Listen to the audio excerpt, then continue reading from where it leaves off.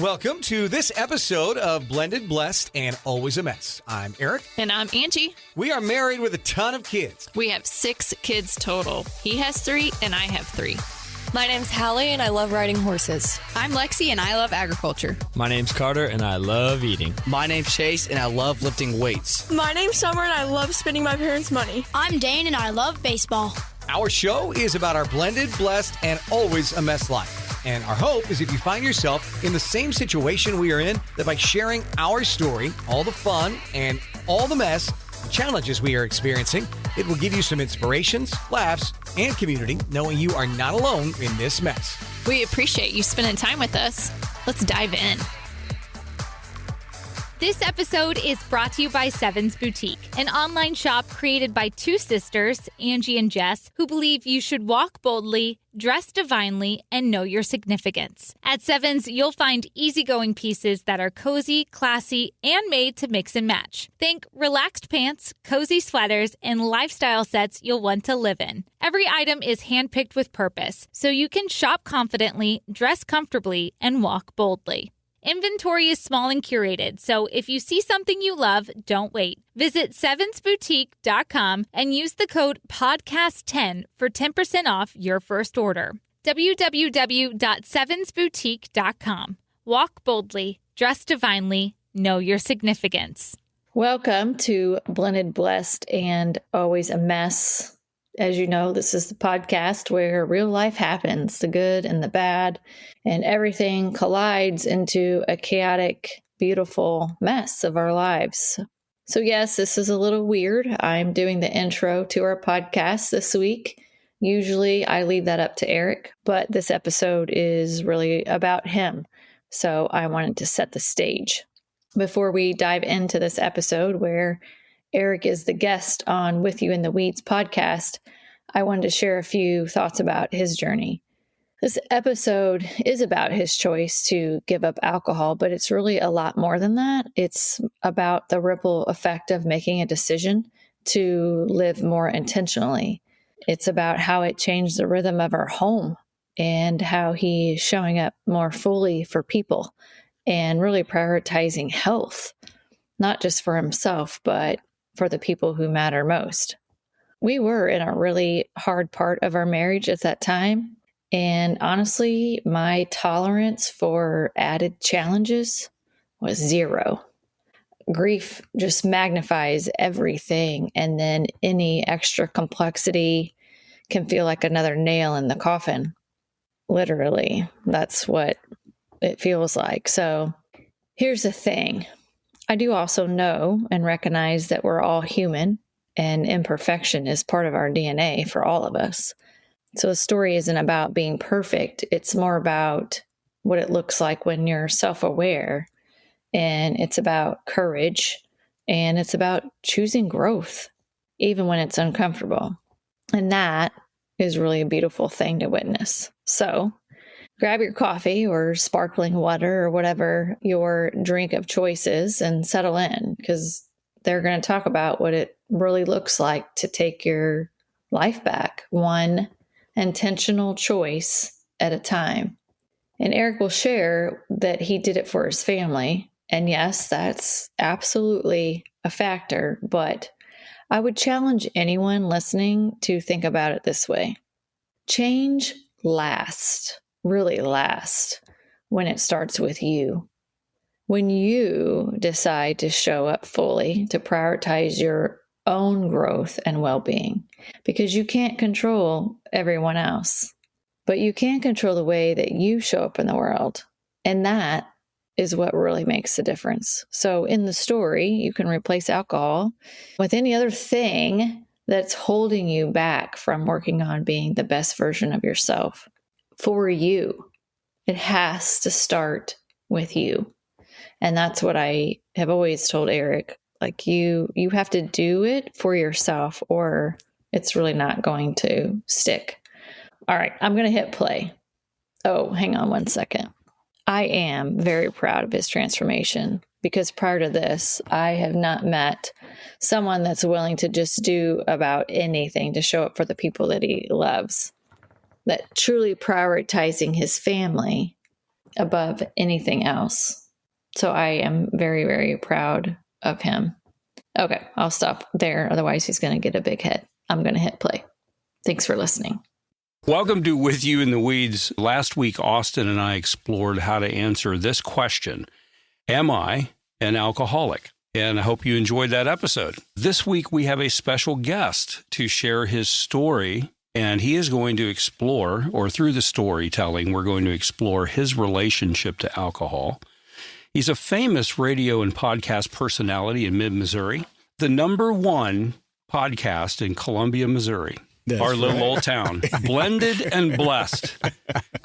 And we came in #3. We did, John. And the reason I tell people we didn't get #1 is because you're on the radio, and I would lay money on you getting on the radio saying, vote for me, vote for me. By the way, we have Aric Bremer with us today. Yes, it's Aric Bremer. I'm glad you said mid-Missouri famous, because otherwise you were way overselling it. Yeah, my wife and I, our podcast, Blended, Blessed, and Always a Mess, is she's become the star of that. Okay, slow that down a little bit. It's You're true. too much of a millennial right now. Yeah. Blended, blessed, and always a mess. Okay. Yeah. And we started that podcast because we had a blended family, and we were trying to find resources, and we would ask Lynn, and she would give us what she could. She even guested on our podcast right out of the gate before you guys were live with your podcast, and she was kind of one of our first guests that we had, and we just realized people needed a community, and so we started trying to develop that. And then in that process, we did lose our oldest daughter, Hallie, and we'll talk about that today. That's part of my journey. And it's so now it's a combo of like grief and how to deal with loss, and also blending a family. So we do try to tackle both. But I would the honest truth is, when I am listening to a podcast, I listen to With You in the Weeds. And so I do love this podcast. I think that it's very helpful. And so I'm really honored to be on it. You guys had my wife on a couple of years ago, and that was a smart choice to have her first. That was smart. Well done. Do you think so? For sure. For sure. I definitely am not quite the star power in that regard. She offers a lot of great content, but we'll see what happens today. I'm excited to be here. Yeah, well, we love your podcast, too. We do. So we've got Aric, and Aric, you're going to share your story. Also, I'm joined by my partner in crime, Shay Rouse. Shay, welcome. Good to be with you today. Yeah, it's good to be with both of you guys. It's ironic because this week Lynn has, the past couple of months, she's been watching the show Mad Men. And she was asking me, like, did people drink at the office all the time in the 50s and the 60s? And I have no idea. But let me do this, guys. Let me just set up our discussion. Today, we're talking about, should Christians practice total abstinence from alcoholic beverages? And I think this is really, in some sense, it's a personal question, and the answer will vary from individual to individual, depend in part on knowing oneself, that we're going to talk about a lot today, knowing one's personal history, and maybe even knowing one's family history. But let me just say this. We know that the Bible doesn't prohibit alcohol. We can go to several passages that speak about alcoholic beverages positively as part of God's good creation for which we are to give thanks. For example, Psalm 104 says that God causes the grass to grow and plants for man to cultivate, that he may bring forth food to cultivate and wine to gladden the heart. So there it is. Wine gladdens the heart. It's what John Calvin used to say about wine. That's exactly right. Gladdens the heart. Yeah, in the New Testament, we see Jesus, right? He celebrated the Passover with a cup of wine. That's found in Matthew 26. It's Welch's grapefruit juice. Right? Everybody knows that. I had someone in seminary, another student, trying to argue that with a professor, and he got shot down quickly. Well, that's good. But also, right, the famous John chapter 2, where we see Jesus' very first miracle, right, is he performed was he turned water into good wine at a wedding celebration. So many Christians, right, drink alcohol in moderation and enjoy it. In fact, I think being able to drink in moderation around non-Christians and not get drunk can be a really great example. It's a great witness to them. I think it's one of the ways that, as Paul says, that we become all things to all men. So, I think it needs to be said, churches shouldn't require total abstinence. Okay. And so there's a joke here about Baptists somewhere.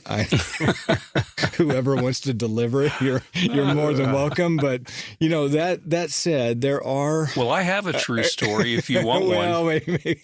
Let's come back to it for time's sake. All right. But there are lots of passages, right, that do warn against drunkenness. So Ephesians 5:18 comes to mind, says, "Do not be drunk on wine, for it leads to debauchery."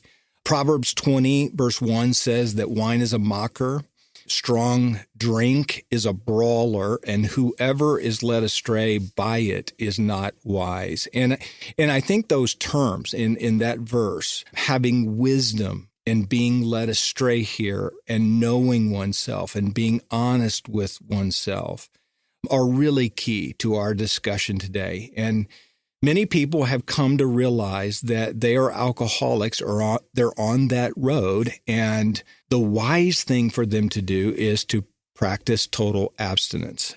That can be a very wise thing to do and godly thing to do. And so, Aric, we want your story to be the driver of today's episode. And so let's get right into it. So, Aric, how did you come to the realization that alcohol was becoming a problem in your life? Yeah. So I guess one, I would just say kind of like what we said. I tell people my journey, about 13 months being sober now, isn't for everyone. And if you like to drink, then you should do that. But again, it is about wisdom. I drank for 25 years from the time I was 18 until I was 43.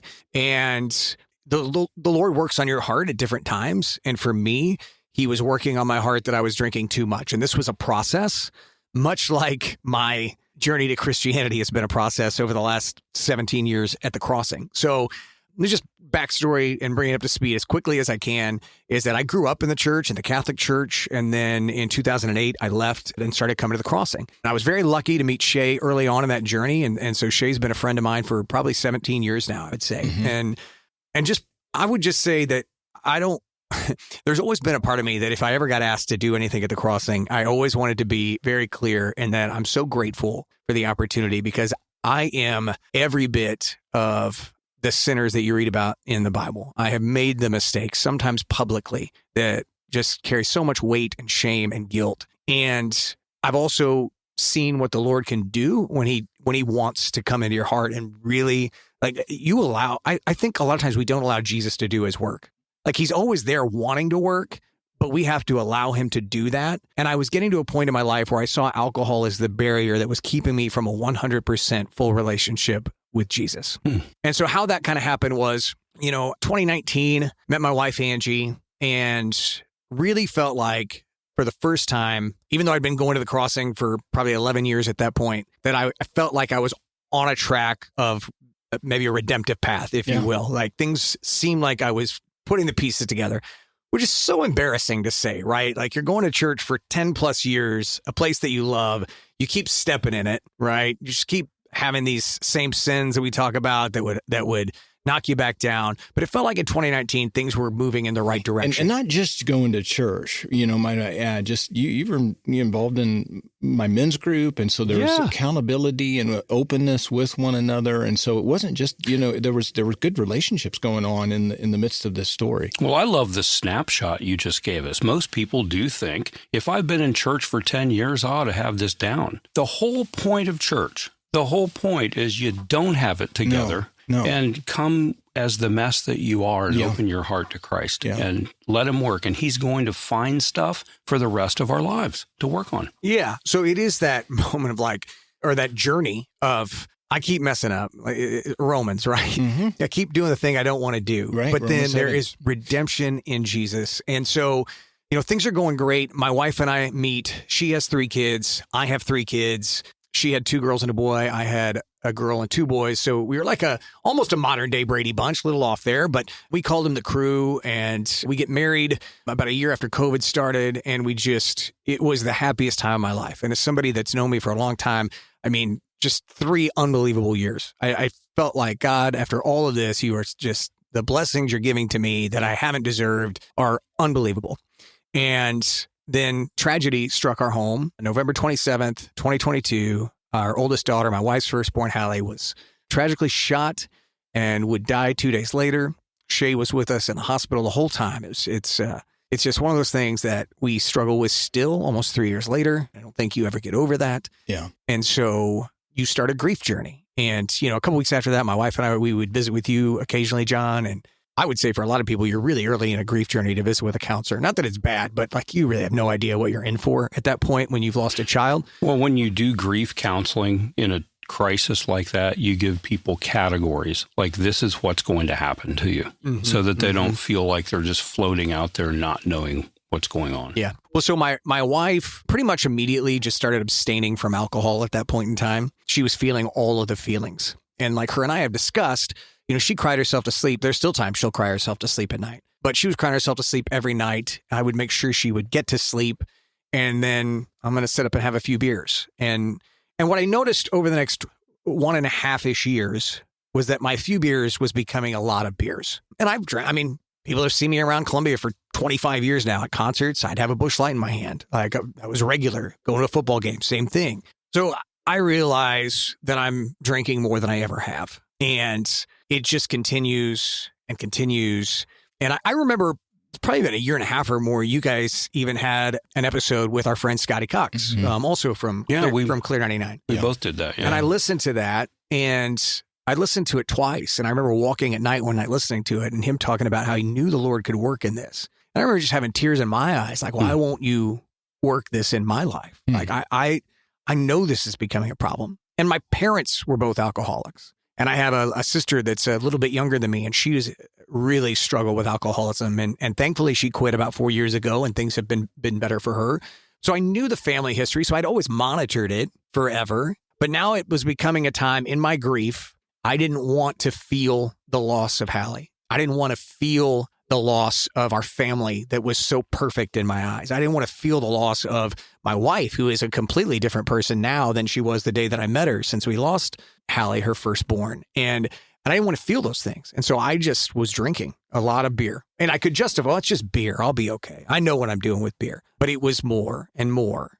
And you say something really key. Gabor Mate, who's kind of like the godfather of addiction in the literature world, says it's always about the pain. Like, what's the pain you're trying to avoid when you go to a substance or any kind of addictive process?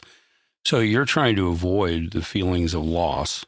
And that's capital T, what we call capital T trauma, like major crisis. But you can also have things you don't want to feel from like small t trauma. Like, I don't want to feel lonely. Right? Which was in there. Yeah, it doesn't have to be this like, loss of a family member. It can be like any kind of pain you don't want to feel. I remember telling friends during this time where I'm still drinking, I am as lonely as I've ever been. I feel so lonely. I would go to lunch with people and that was I just feel so lonely. I'm alone. Wow. And that was, I would go home to a family, but everyone's grieving their own way. And it just felt so lonely. And so the next thing I know, it's just more beer.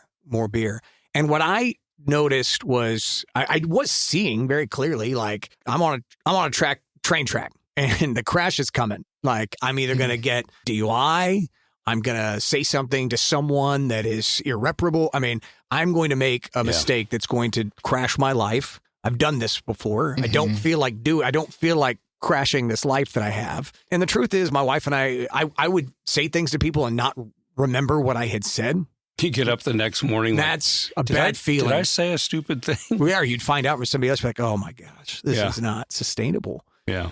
And yet at the same time, I don't know, you by all outward appearances, I knew you guys were hurting. I knew you were hurting. I remember you saying, I'm lonely. And I thought, well, because only you can really experience what you're going through, you and Angie. But at the same time, you were outwardly pretty high functioning. I know you probably saw these things going on, but business is good. You're doing well in your job. Everything looks normal on the outside for the most part. Yeah. Did that play a part in you continuing to drink for a while? Like, would you look at your life and think, well, I'm holding down a job. I can do this better than most. I'm being responsible. Like, I'm not that bad. This is good. I'm okay. Yeah. There was plenty of I'm not that bad. Yeah. But there was also plenty of I don't want to keep doing this. Yeah. But I didn't know how, because at that point I'd been drinking for about 25 years of my life. Yeah. And it just seemed like the easy, and it was the easy way to not feel anything when things were hard. Oh, yeah. It was just the easy way to not feel. I'm in counseling. And I'm still I'm drinking too much. I mean, you got good at functioning with a hangover. I remember Sunday mornings being in church, feeling miserable and thinking, why? I mean, Lord, you must be so I'm ashamed of me right now. Like, what are we doing here? Well, it's not even a hangover at some points. At some point, you tell yourself, I'm just a little groggy, didn't sleep well last night. No, it's a hangover. Mm-hmm. Like, there's so many ways that we avoid, like, staring that monster in the face sometimes. Yeah, for sure. For sure. So, my wife and I finally, we have an argument, and we don't argue. We don't get into, we don't have a lot of disagreements, but this was an argument, and it was my fault. And in my mind, I thought to myself, I'm the only one that can fix this. We've been very honest on our podcast at this point in our marriage. We were almost 2 years into losing Hallie. We had just gone through a very difficult trial, which was stressful. I drank a lot during that period. And our marriage wasn't in a great place. We were not communicating well, which you can imagine. You have a mother grieving. She's gone completely sober. She didn't think I had a problem, to be fair. Like, she said that over and over again. Like, I really didn't think that you had an issue, but she also would then agree, like, she was going to bed early and crying herself to sleep, and I was staying up later. So in that moment, I thought a couple of things. I thought there's only one person in this that can actually make this better, because I'm the one that's drinking. So if I want to be the best version of myself for my wife and kids, I've got to figure out how to stop drinking. And I also think that I've been keeping Jesus at bay for a really long time.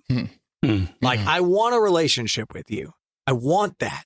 But I don't want to give you all of me, because then if I do that, now it's like a commitment issue. Like, if I'm really going to commit to you, I've got to take away the substance that protects me from all the fears that are inside of me. Oh my gosh, that's so well said. It is. Right about this time where I was making this decision, and I felt like you probably have a problem. You're getting there. Lynn hosted an episode with You in the Weeds, and she said, if you can name it, you can tame it. And I was like, she got that from me. Okay. And I thought, and ultimately from me, and ultimately fantastic. From Shay, her husband. So through osmosis, it comes through to me. And on my walk, I remember thinking, like, I have to just say that my parents are alcoholics. My sister's been an alcoholic. I was at a point where, like, I was craving a drink. Like, I knew I wanted a beer regularly. And so I have to name this. That was scary for me to do with my therapist first, and then to my wife, who really didn't think I had a problem. We joked on our podcast. We fought about it.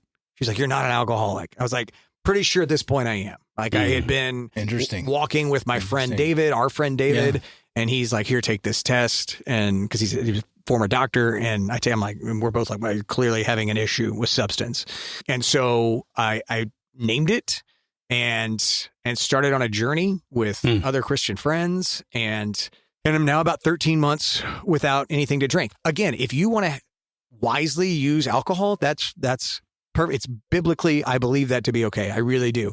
For me to make myself into the best version of myself for my wife, my kids, and people that I'm around, this was the smart decision when I decided to quit drinking.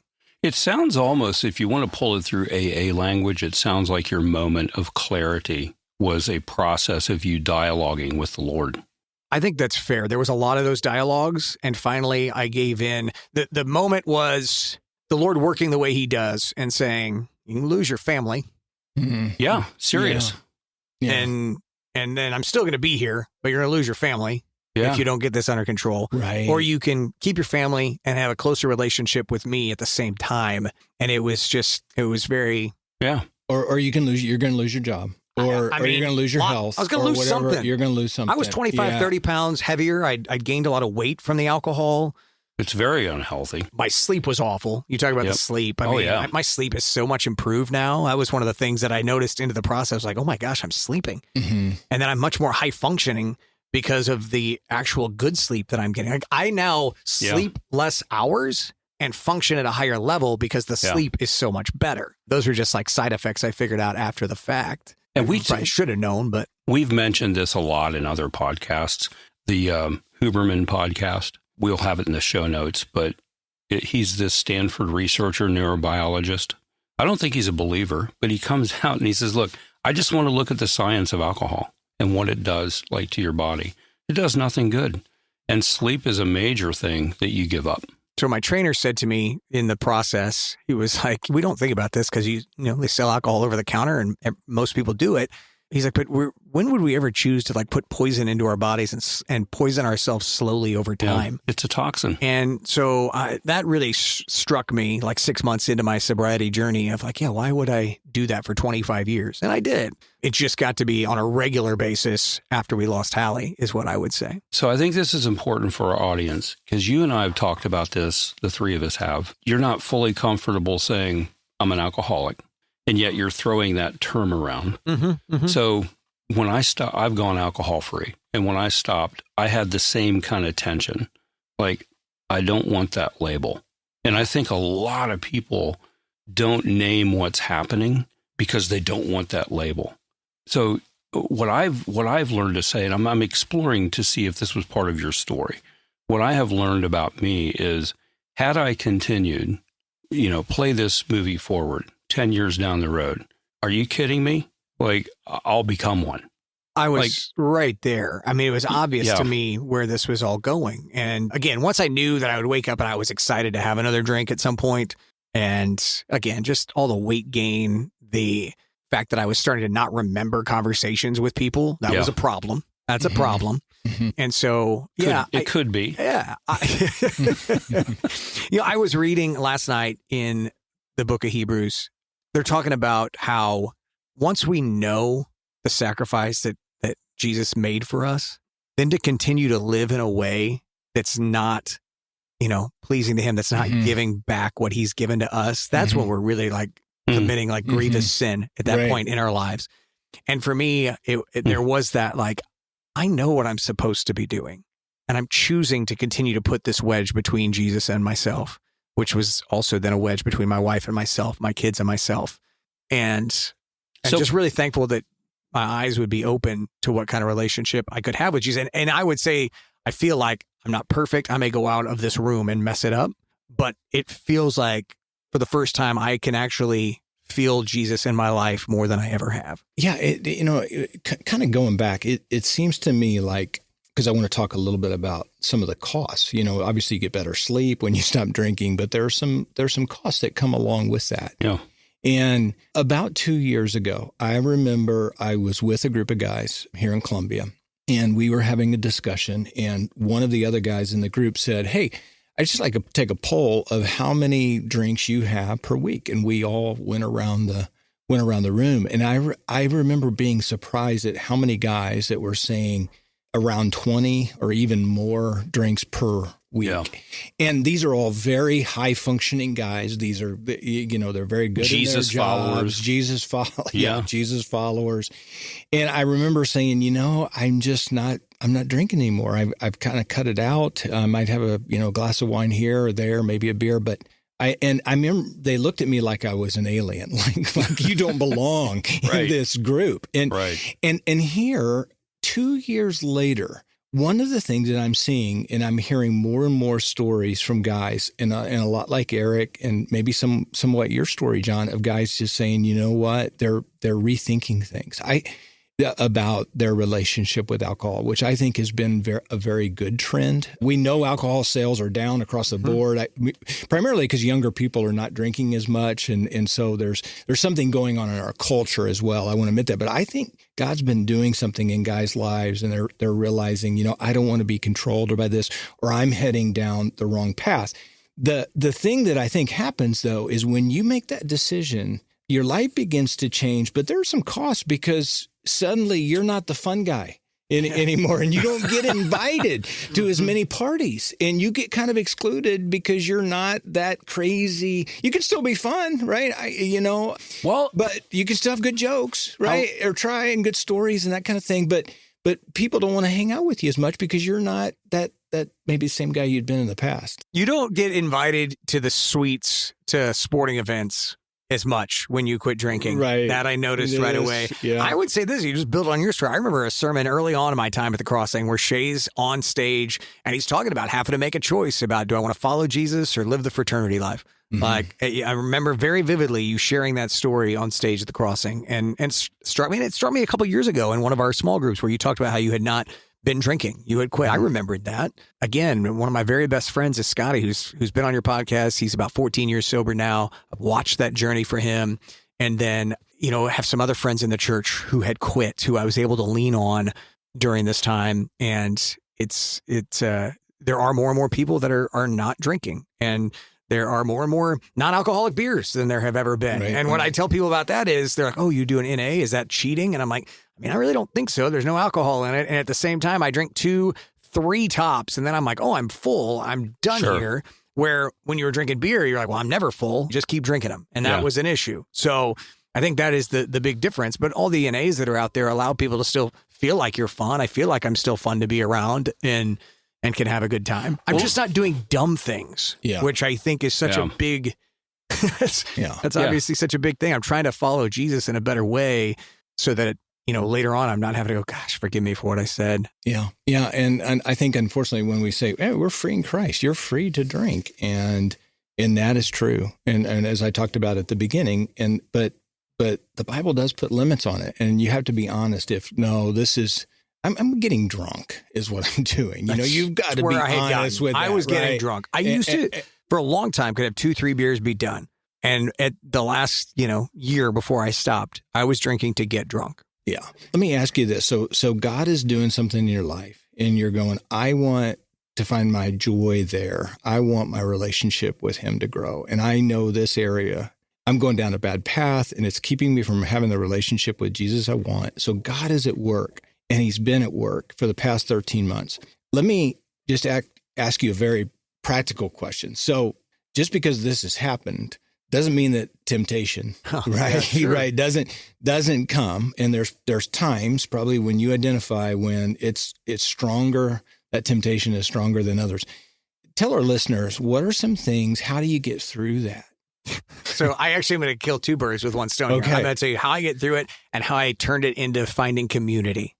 Okay. And so I started walking, and I will give you a great example of how this works in my life is that right out of the gate, I realized I started paying attention to when the cravings would happen. And a lot of times, as we know, if you surf a craving for like 15 minutes, it's like surfing a wave and then it goes away. So I started walking. If I had a craving for alcohol, I would just start walking.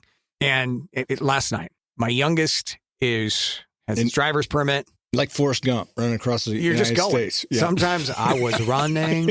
I just ran and ran. That's right. I just started walking. There are some jogging from time to time now, but it's not very fast. So last night, my youngest is driving, been a couple of weeks, and it's me and him in the front, Angie, her twins in the back. He would tell you it was incredible. I would tell you, and I think all of us would tell you there were some missteps. But, teenagers these days, they are very confident in their ability. And so by the time I got home, my stress level was when everyone could see it, to the point where Chase, my bonus son in the back, was like, man, maybe this is the event that gets Aric start drinking again. That's how well it was going. And so I got out of the car I looked at Angie and I said, I'm going to take a walk now. And she was like, yep, I kind of figured you would. And so I just got out of the car and I went and walked a couple of miles. Now, what I have done with that is I'd already on occasion, what happened was I drank a lot of coffee. And people would still want to have coffee meetings with me at like 10 in the morning. And I'm like, right now I've had 4 cups of coffee. I really can't have any more coffee. So I started like walking with them. And what I realized after I quit drinking was this was a way to build community with other men who were wanting to visit, but they didn't, they were fine to not have coffee too. And so we've been able to turn that into conversations about our walks with Jesus, our families, our jobs, and I learned years ago, I think from you guys sitting in some of like your marriage counseling classes that you do on Wednesday nights at the Crossing, that women want to interact with men face to face, eye to eye. But guys, often we want to work side by side, shoulder to shoulder. So when you walk with other men, the conversation just seems to really flow. And so if you walk for about an hour, you can get 3 miles in and have great conversation with sometimes men that have become really good friends, sometimes men that may walk with you one time and then you don't see them again, and that's fine too. And I even started a blog called milesforhim.com, which is just things I'm learning, whether that's about sobriety, whether that's about grief and loss, whether that's about bonus parenting. And I offer on there for people to just like email me so we can set up a time to walk. After my podcast with my wife a few weeks ago, where we talked about my journey with sobriety, when I hit a year mark, we offer the same thing. And I had a couple guys reach out and say, hey, would you want to go take a walk? And I don't know, maybe they want to talk about sobriety. Maybe they just want to talk about Jesus. Maybe they want to talk about all these things. But I have found that it is a great way to build community and not have to be at the bar having a drink to do it. So that's been really rewarding. And that is how I fight the craving at the same time as I just start walking. I don't know what I walked from last August when I quit through the end of 24, but I've been tracking all of 25 because I knew it would be a part of my journey. And I'm at around 600 miles that I have done since January. That's incredible. Yeah. That's incredible. So what I hear you saying is, during those times of temptation, I got to ride the wave. Okay. So there's probably about 10 or 15 minutes here that I've got to deal with that the desires are very strong right now to check out. And you're saying I ride that way by knowing, hey, I'm just going to go take a walk. And that's how I'm dealing with it. And also a very important part of that is just community with other guys and the relationships that you have is helping you. And I know, John, I know that there are people who will say, well, wait a minute, aren't you just kind of trading one addiction for the next? Walking is now your new addiction, right? I hear this primarily in church circles. Yeah. And it just drives me crazy. Yeah. Because what I want to say to people is, so what? Yeah. So what if it keeps you sober and keeps your mind right and helps you to not become an alcoholic and drink yourself to death? You know what I'm saying? Because if this is helping you stay sober, that's a good and that is a positive thing. And yes, ultimately, we all want to get to the point in our relationship with Jesus, where, as the psalmist says, that we find our joy in him most of all, even where food and wine abound, right? Mm-hmm. That we find it ultimately in Jesus. And we know we all want to get to that point. I want to get to that point in anything, in any temptation. But ultimately, I think if something helps you to stay sober, not drink yourself to death, that's a good thing. Well, and just the fact that I've been able to build community with other like-minded men has been fantastic. You know, as we know from my initial intro, like I am a sinner and I have traded addictions for another bad addiction. Like I've been addicted to bad things in my life, right? Whether that's pornography, alcohol. I much prefer healthy addictions, right? It's also included when Hallie died, I started reading my Bible more than ever.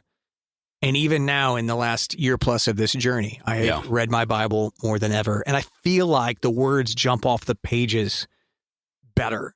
They were jumping after we lost Hallie because I wanted to know about heaven and I wanted to make sure I could get there and see her again and be with Jesus. And this is a little bit off topic, but that's still a part of my journey. You know, our friend, Pastor Dave Cover, said to me in the last couple of years since we lost Hallie, he said, when you get to a point where you long to see Jesus more than you long to see Hallie, that's really what you're going for. And he's not wrong in that. Like I process that often. I pray on that. He's not wrong. But initially it was like, okay, I have to be able to see her again.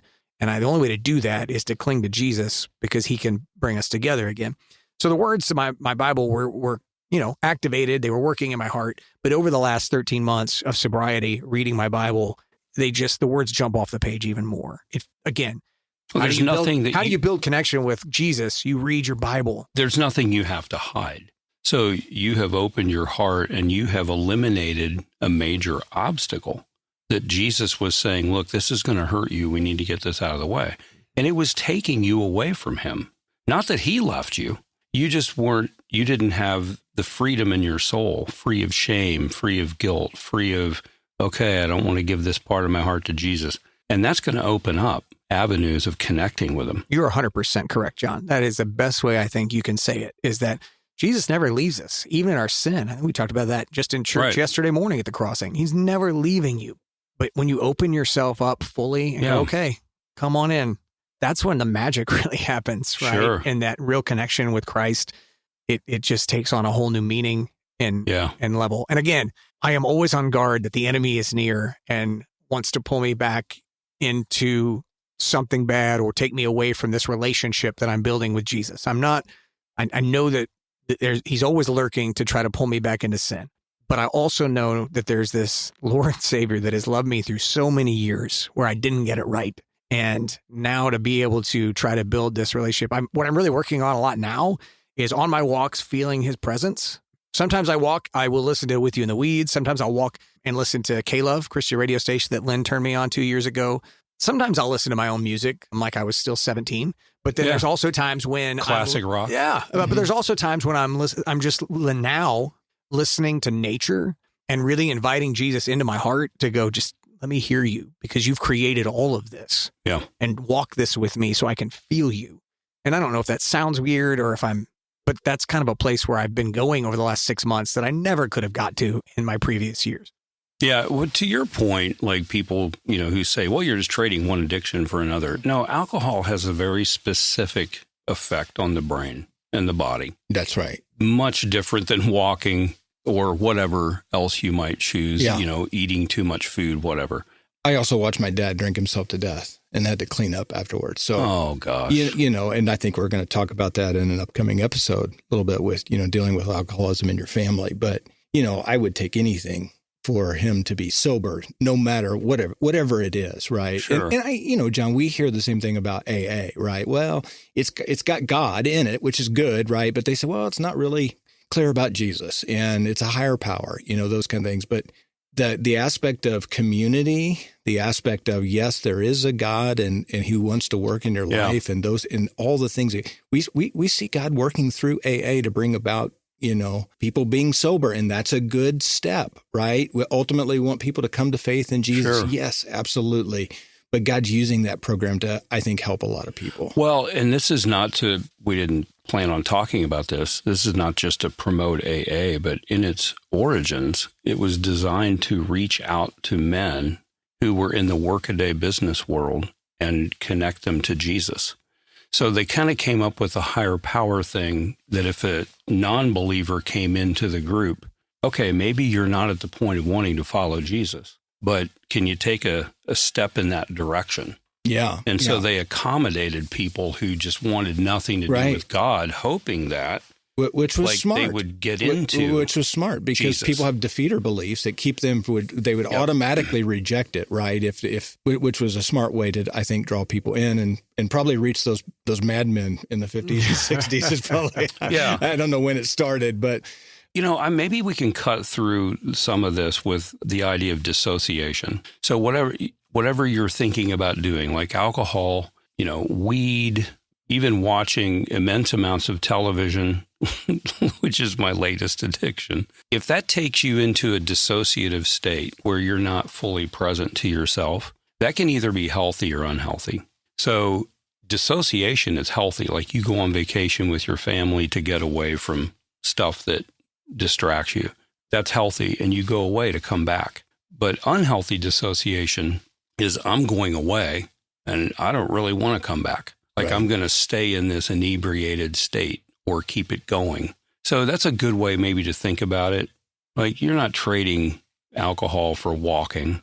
Yeah. Like when you walk, you're alcohol for connection with Jesus, with my wife, with my kids. And those benefits have been unbelievable. I think I shared with you guys, I didn't expect all the benefits with my children that I would see. There was a time last spring, my son plays junior college baseball and he was having a rough spring.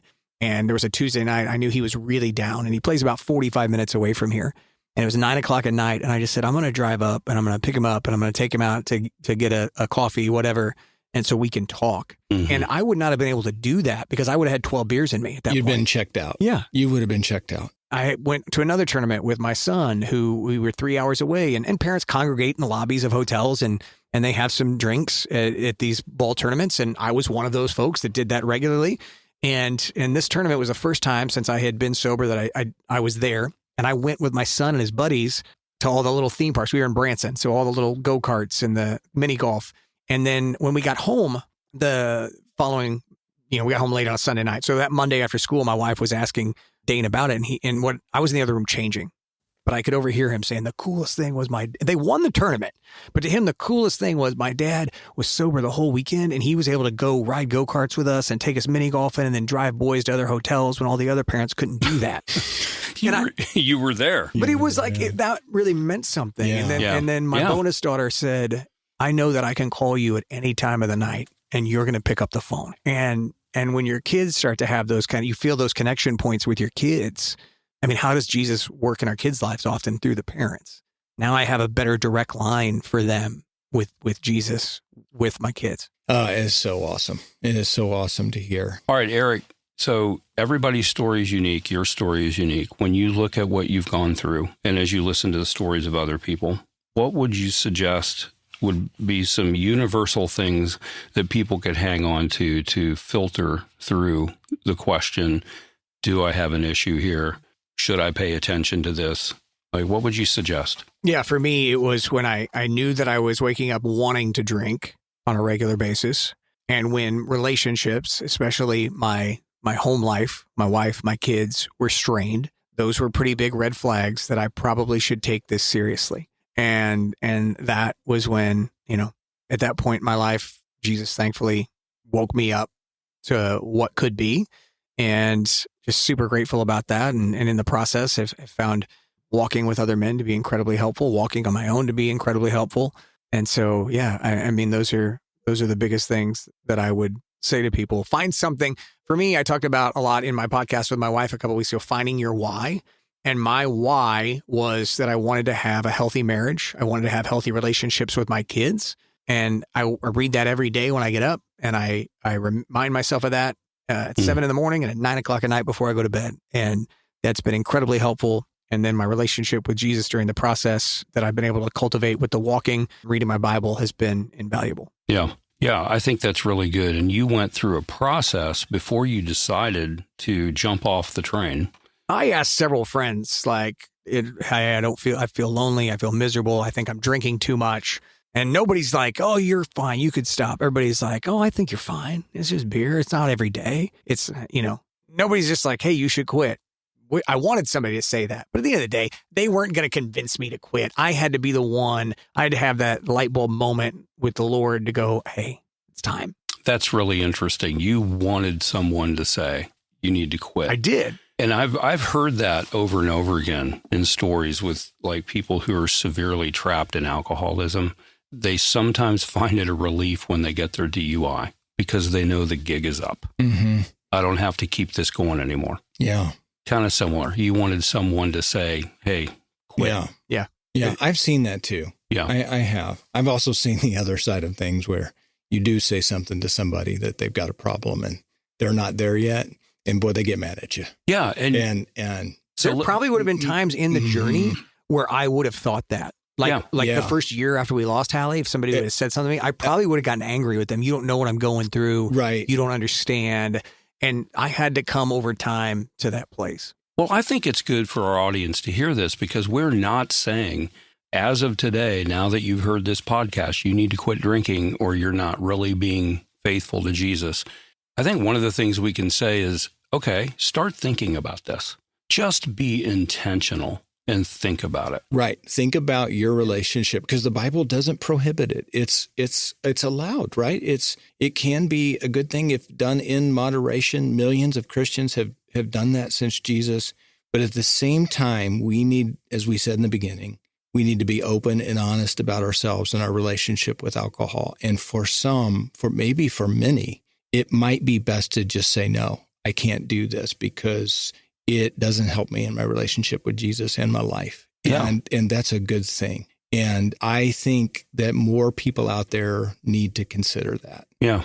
Yeah. Yeah. At a minimum, start asking God, what do you think of my drinking? That's a great question. Well, and it's one of the hardest ones to ask. Yeah. When I went alcohol free, it was a 2-year process of me wrestling with that question. And I'm glad for those 2 years. Because when those 2 years were up, because I had thought about it, prayed about it, wrestled with it, failed with it, and all that stuff, I came to the conclusion that, I know that Jesus is asking me to get this out of the way so that I could commune with him more deeply. Yeah, that's really good, you guys. Aric, we thank you for being on the show, and thank you for just being so open and honest about your story. Love you. Appreciate your friendship. And John, you as well. And so I want to thank our listeners as well for tuning in this week to With You in the Weeds. We'll see you next time. Thank you for listening to Blended, Blessed, and Always a Mess. Follow us on Facebook, Instagram, and at blendedblessedalwaysamess.com. Reach out to us on any of our social channels. We would love to hear from you. Have a great week.